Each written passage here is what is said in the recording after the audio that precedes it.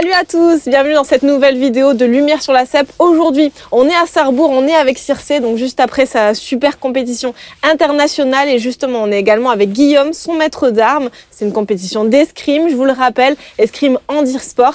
Circé, elle est en équipe de France et aujourd'hui, on est là pour faire le débrief. Guillaume, qu'est-ce que vous en avez pensé de cette compétition? Cette compétition, elle arrivait à un moment où ça nous permettait de voir l'état de forme un peu de Circé, où elle en était. Et ça a été une très bonne compète pour elle. Elle aurait pu faire mieux, on peut toujours faire mieux quand on gagne pas. Mais il y a eu de très bonnes choses sur la piste, donc c'était très intéressant cette compétition. Est-ce que vous pouvez nous expliquer un petit peu ce qui s'est passé, comment ça s'est déroulé? Les compétitions nationales, c'est une compétition nationale avec des étrangers qui sont présents, dont des étrangers très forts justement. C'est là où c'est intéressant de pouvoir les affronter sur ces compétitions-là où il y a moins d'enjeux et où les catégories A et les catégories B sont mélangées. Ce qui fait que pour Circé, comme les catégories B, sur une compétition comme celle-là, son objectif c'est de rentrer dans les 8, ce qu'elle a fait là. Donc qu'est-ce que vous avez ressenti qu'elle revient bien, elle avait fait une petite période de pause là, elle revenait justement à l'escrime et qu'elle revient bien en forme, qu'il y a encore du travail forcément, mais que c'est bon pour l'avenir. Et donc là, ça fait à peu près 3 ans que vous entraînez Circé. Quelles sont les choses que vous avez mis en place peut-être pour adapter la pratique de l'escrime à sa cèpe et aux symptômes qu'elle a au quotidien? En fait, avec Circé, la plus grosse difficulté, ça a été son état de forme, parce qu'il peut varier du jour au lendemain. Elle peut être en forme un jour, le lendemain pas du tout. Et on a dû adapter tout le temps l'entraînement. Quand elle était en forme, pouvoir s'entraîner. Quand elle n'était pas en forme, faire un petit peu moins d'entraînement. Là, on est en train de rentrer dans une autre phase. On va essayer d'intensifier l'entraînement, même quand elle n'est pas en forme, pour voir un petit peu ce que ça donne, comment son corps va réagir, qu'est-ce que ça va donner. Et donc ça, on saura d'ici 2-3 mois où est-ce qu'on en est là-dessus.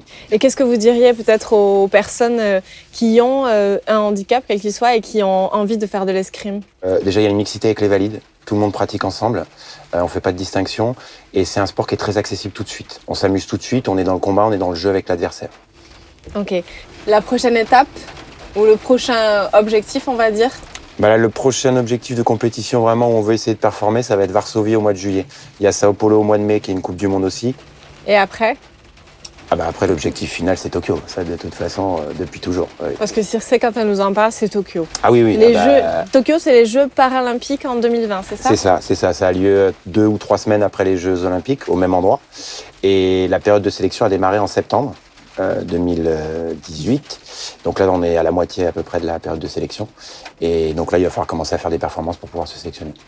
Circé, qu'est-ce que tu dirais justement aux personnes qui ont la cèpe et qui pratiquent pas forcément de sport? Parce que toi, tu n'en faisais pas avant de faire l'escrime. J'étais pas sportive, moi, pas du tout. Le sport, ça permet quand même vraiment déjà une ouverture, ça permet de sortir de notre statut de malade, ça permet de retrouver notre corps aussi. Et puis, je crois qu'au-delà du sport, ce qui est important, c'est d'avoir une passion, quelque chose qui nous motive. Là, maintenant, j'ai une vie sociale, je rencontre des gens, etc. Et c'est quand même vachement riche. Est-ce que tu peux nous parler de ton blog? Parce qu'il y a peut-être des gens qui ont envie de te suivre et justement, c'est vraiment une plateforme où tu parles de tout ce que tu fais.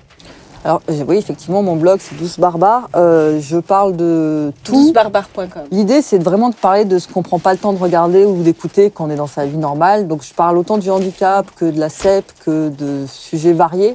L'idée, c'est de mettre toujours des nuances et d'apporter des explications. Donc, je parle vraiment de tout en termes, par exemple, par rapport à la cèpe. J'aborde vraiment tout sans aucun tabou. J'ai parlé de la sexualité, des problèmes cognitifs, etc. Je parle aussi du sport, puisque je parle de mes compétitions, de ce que ça m'apporte, de ce que ça fait aussi de faire du sport de haut niveau.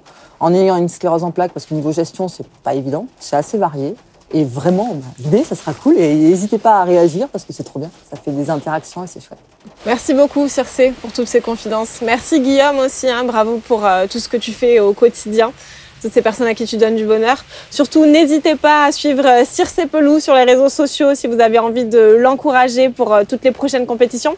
Et n'hésitez pas aussi à aller sur son blog Douce Barbare. Et nous, on vous dit à très bientôt pour un autre épisode de Lumière sur la Cèpe. Ciao!